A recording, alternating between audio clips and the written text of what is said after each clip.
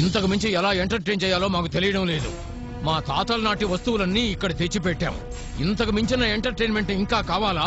ఇది చాలదా? చాలదు, ఇంకా ఎంటర్టైన్మెంట్ కావాలి. మీ తాతల నాటి వస్తువులు ఉన్నాయి కదా, దీంతో ఓ ఆట ఆడిద్దాం. చెత్తగా ఉంది. నేను చెప్పేది వినండి. మీరు మీలా నడుచుకున్నారంటే విచిత్రంగా ఉంటుంది, కస్టమర్లకి నచ్చదు. ఆటవికుల్లా నడుచుకుంటే వాళ్ళకి నచ్చదే. ముందా కిక్కు చెప్పేది ఏమిటో ప్రశాంతంగా వినండి. నేను చెప్తున్నాను కదా, ఈ పథకంతో మన కథ హిట్.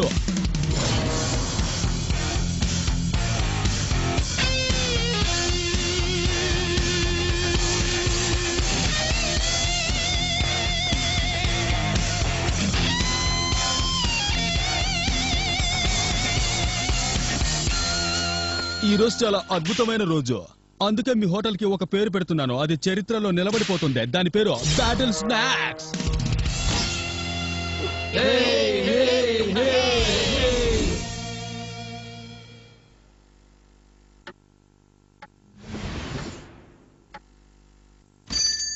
ఆఖరికి ఒక కస్టమర్ వచ్చాడు. హాయ్ ఫ్రెండ్స్, నా బుజ్జి ముడ్డ మహా ఆకలి మీద ఉంది. ఇక్కడ పచ్చగడ్డి దొరుకుద్దా? సరిపోయింది. అది దొరికేది పక్క వీధిలో. ఇంకో కస్టమర్. నా పిల్లకి తినడానికి ఏదైనా ఫుడ్ దొరుకుతుందా బెదరు?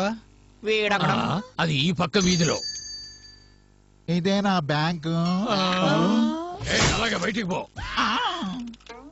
ఇదంతా వర్కౌట్ కాలేదు. మనం ఇంకా డోసు పెంచాలనుకుంటా. అదేంటో ఈ బిగ్ బాస్ కు తెలిసిందే. వాళ్ళకి కావాల్సిందే ఆట పాట సయ్యాట.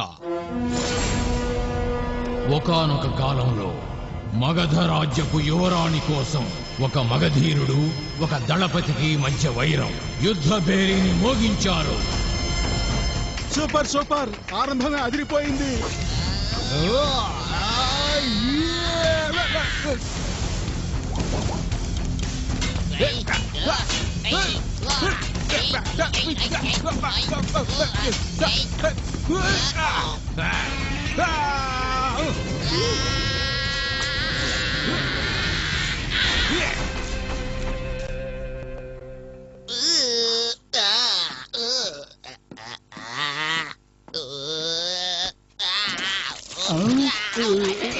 ఇంతటి అందమైన రెస్టారెంట్ ని నేను ఎప్పుడు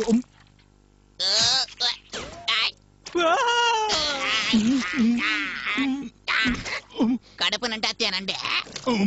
చూస్తేనే కడుపులో తేవేస్తుంది.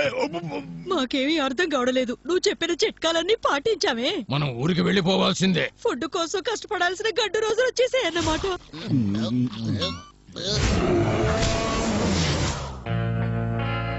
ఓపెన్ చేసిన రోజే మనం క్లోజ్డ్ బోర్డు పెట్టేయాల్సి వచ్చింది.